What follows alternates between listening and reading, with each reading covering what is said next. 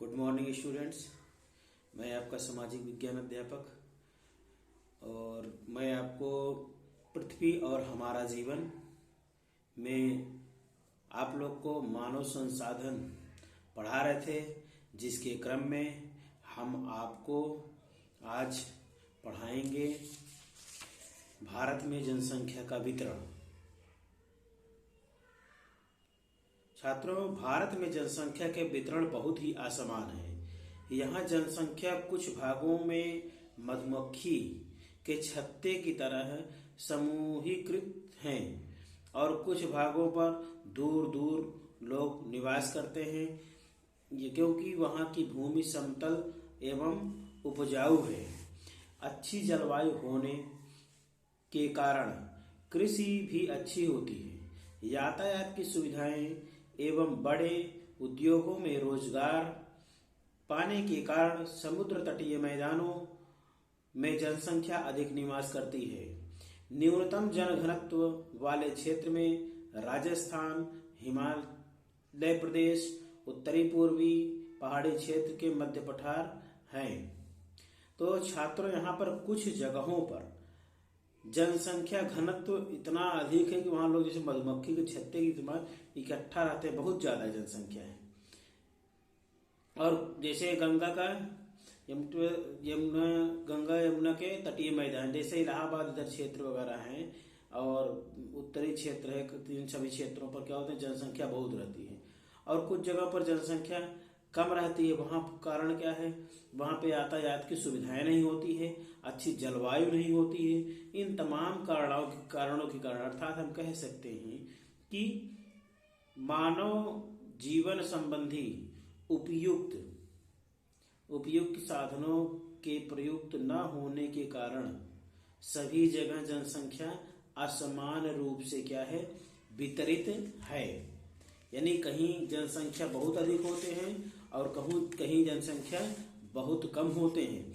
अर्थात जनघनत्व क्या कहलाता है, किसी एक इकाई क्षेत्र जैसे प्रति वर्ग क्षेत्र में निवास करने वाले व्यक्तियों की संख्या ही क्षेत्र की जनसंख्या घनत्व कहलाता है।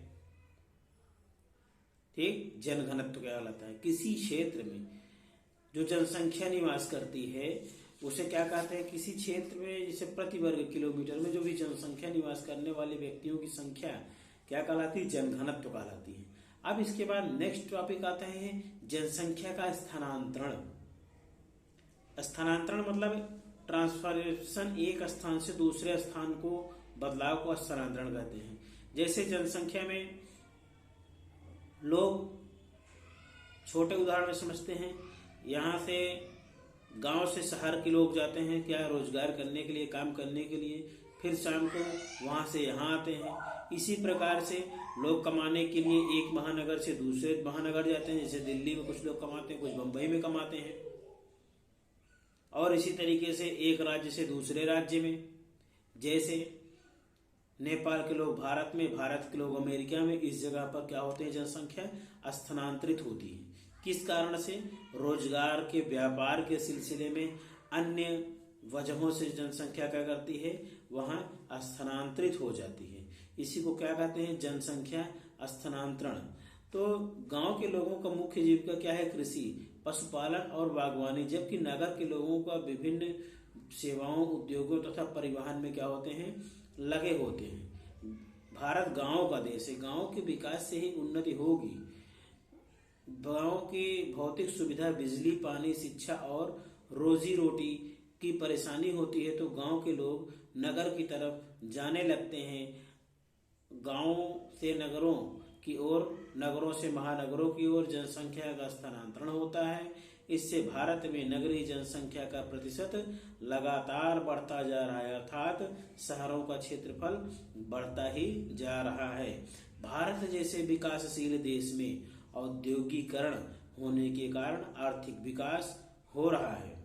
फलस्वरूप नगरीकरण भी बढ़ रहा है। औद्योगिकरण में वृद्धि के कारण तीव्र जनसंख्या वृद्धि एवं नगरों की ओर ग्रामीण जनसंख्या का स्थानांतरण हो रहा है। तो छात्रों, बस आज आपको इतना ही। हम कल अंतिम लेक्चर आपको प्रोवाइड करेंगे, बढ़ती हुई जनसंख्या की जीवन गुणवत्ता कैसे प्रभावित करती है।